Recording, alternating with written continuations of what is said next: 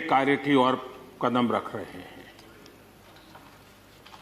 श्रीमान गुलाम नबी आजाद जी, श्रीमान शमशेर सिंह जी, मीर मोहम्मद फैयाज जी, नाजिर अहमद जी,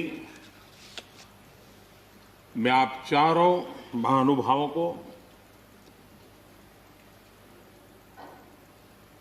इस सदन की शोभा बढ़ाने के लिए, आपके अनुभव का, आपके ज्ञान का सदन को और देश को लाभ देने के लिए और अपने क्षेत्र की समस्याओं का समाधान के लिए आपने जो कुछ भी योगदान किया है, उसके लिए मैं सबसे पहले तो आपका धन्यवाद करता हूं।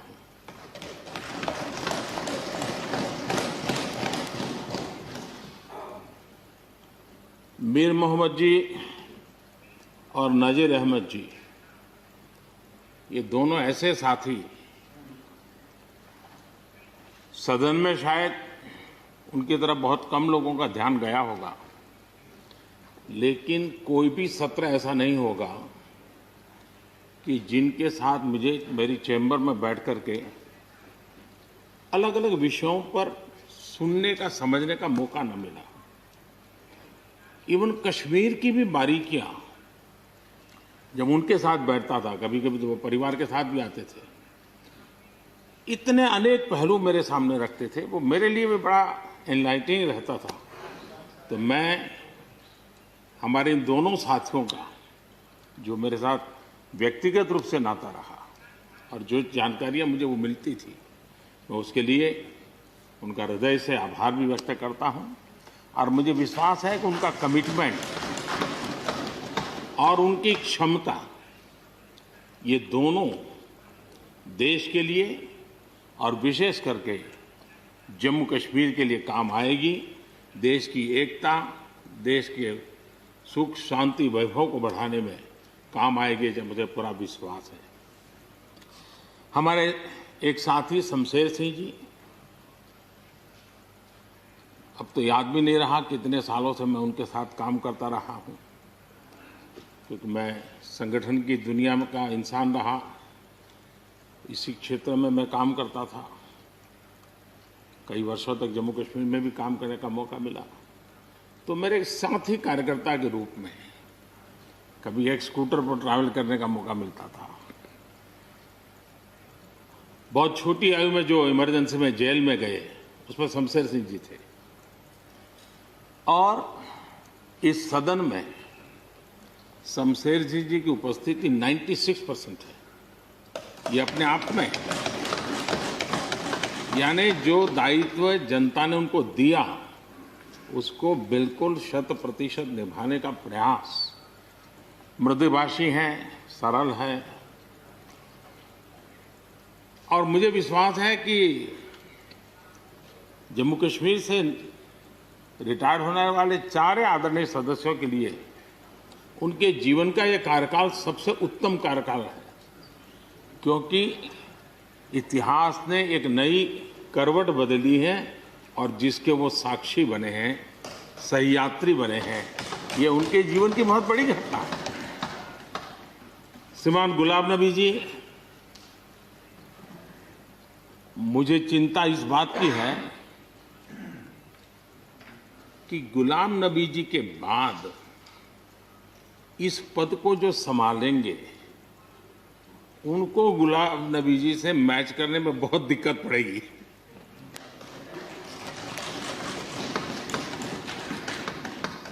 क्योंकि गुलाम नबी जी अपने दल की चिंता करते थे, लेकिन देश की और सदन की भी उतनी ही चिंता करते थे। ये छोटी बात नहीं है जी, ये बहुत बड़ी बात है जी। वरना अपोजिशन के लीडर के रूप में अपना दबदबा पैदा करना, ये सब मोह किसी को भी हो सकता है, लेकिन उन्होंने सदन से, मैं शरद पवार जी को भी इसी कैटेगरी में रखता हूं, वे सदन की और देश की चिंता को प्रायोरिटी देने वाले नेताओं में से रहे। गुलाम नबी जी ने बखूबी इस काम को निभाया है। मुझे याद है इस कोरोना काल में मैं एक फ्लोर लीडर्स की मीटिंग कर रहा था, तो उसी दिन गुलाम नबी जी का फोन आया। तो मोदी जी, ये तो ठीक है आप करते हैं, लेकिन आप एक काम कीजिए, सभी पार्टी लीडर्स की मीटिंग जरूर बुलाइए। मुझे अच्छा लगा कि उन्होंने पार्टी लीडर्स के साथ, सभी पार्टी अध्यक्षों के साथ बैठने का मुझे सुझाव दिया, और मैंने उस मीटिंग को किया भी। वो गुलाम नबी जी के सुझाव पर किया था। और मुझे कहने में, यानी इस प्रकार का संपर्क, और उसका मूल कारण है कि उनको दोनों तरफ का अनुभव रहा है, सत्ता दल का भी और विपक्ष का। 28 साल कार्यकाल, ये अपने आप में बहुत बड़ी बात होती है। बहुत साल पहले की बात है, शायद अटल जी की सरकार होगी, मुझे याद नहीं रहा। मैं यहाँ सदन में किसी काम से आया था, मैं तो तब राजनीति में नहीं था, ये इलेक्टोरल पॉलिटिक्स में नहीं था, मैं संगठन का काम करता था। तो मैं और गुलाम नबी जी ऐसे ही लॉबी में गप्पे मार रहे थे। अब जैसा पत्रकारों का स्वभाव रहता है, बराबर नजर लगाए बैठे थे कि ये दोनों का मेल कैसे हो सकता है। हम हंसी खुशी से बातें कर रहे थे, तो हम जैसे ही निकले तो पत्रकारों ने घेर लिया। गुलाम नबी जी ने बहुत बढ़िया जवाब दिया था। वो जवाब हम लोगों के लिए बहुत काम आने वाला है। उन्होंने कहा, भाई देखिए, आप लोग हमको अखबारों में या टीवी माध्यमों में या पब्लिक मीटिंग में लड़ते झगड़ के देखते हो, लेकिन सचमुच में इस छत के नीचे हम जैसे एक परिवार का वातावरण कहीं नहीं होता है। इतनी हमारी आत्महत्या होती है, इतने सुख दुख होते हैं। ये जो स्पिरिट है, वो स्पिरिट अपने आप में बहुत बड़ी बात होती है। गुलाम नबी जी का एक शौक शायद बहुत कम लोगों को पता होगा, और कभी उनके साथ बैठोगे तो बताएंगे। हम सरकारी बंगलों में रहते हैं, तो बंगले की दीवारें, अपना सोफा सेट, उसी के आसपास हमारा दिमाग रहता है। लेकिन गुलाम नबी जी ने उस बंगले में जो बगीचा बनाया है, यानी एक प्रकार से कश्मीर की घाटी की याद दिला दे, ऐसा बगीचा बनाया है। और इसका उनको गर्व भी है। वो समय देते हैं, नई नई चीजें जोड़ते हैं, और हर बार जब कंपटीशन होती है तो उनका बंगला नंबर 1 ले आता है। यानी अपने सरकारी जगह को भी कितने प्यार से संभालना, यानी बिल्कुल मन से उन्होंने इसको संभाला है। जब आप मुख्यमंत्री थे, मैं भी एक राज्य का मुख्यमंत्री के नाते काम करता था, हमारी बहुत गहरी निकटता रही उस कार्यकाल में। शायद ही कोई ऐसी घटना मिल सकती है कि जबकि हम दोनों के बीच में कोई संपर्क सेतु न रहा हो। एक बार गुजरात के यात्री, क्योंकि जम्मू कश्मीर में जाने वाले टूरिस्ट में गुजरात बहुत बड़ा नंबर रहता है, और टेररिस्टों ने पर हमला कर दिया। करीब 8 लोग शायद मारे गए। सबसे पहले गुलाम नबी जी का मुझे फोन आया।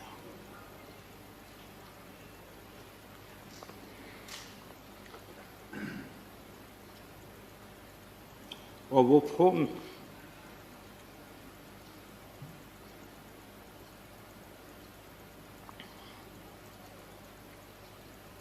सिर्फ सूचना देने का नहीं था,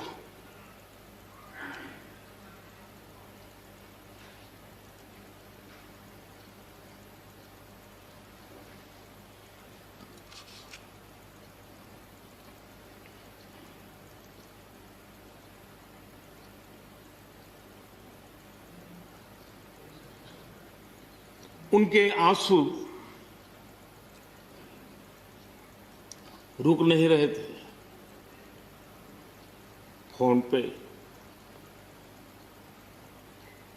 उस समय प्रणब मुखर्जी साहब डिफेंस मिनिस्टर थे।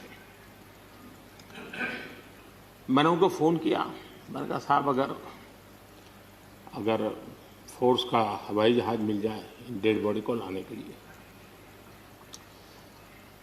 रात देर हो गई थी। प्रणब मुखर्जी साहब ने कहा, आप चिंता मत कीजिए, मैं करता हूं व्यवस्था। लेकिन रात में फिर गुलाम नबी जी का फोन आया। वे एयरपोर्ट थे।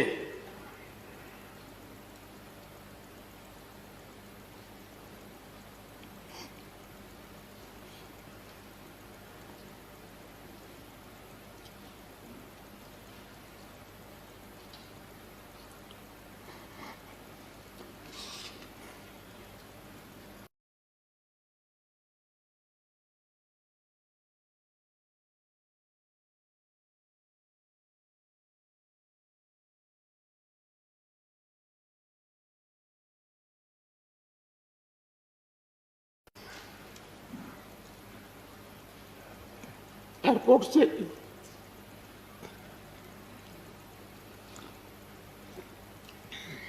उन्होंने मुझे फोन किया और जैसे अपने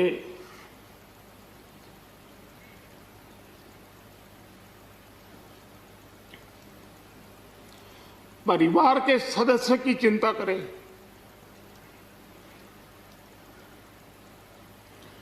वैसी चिंता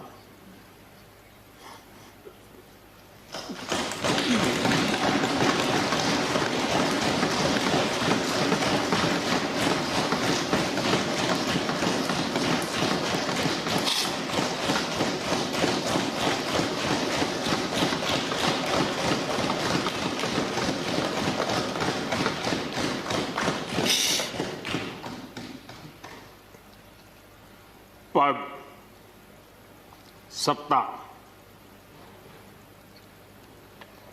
जीवन में आती रहती है,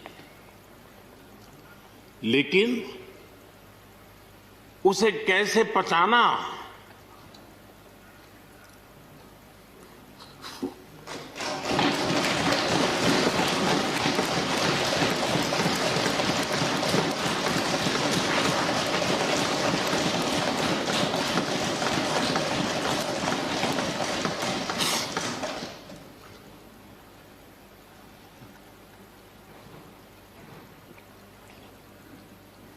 मेरे लिए बड़ा भावुक पल था।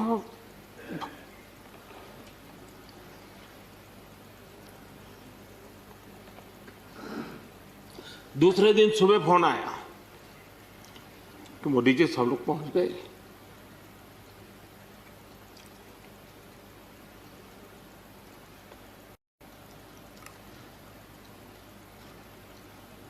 इसलिए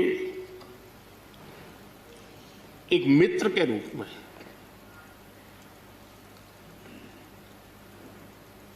गुलाम नबी जी को घटना और अनुभव के आधार पर मैं आदर करता हूं।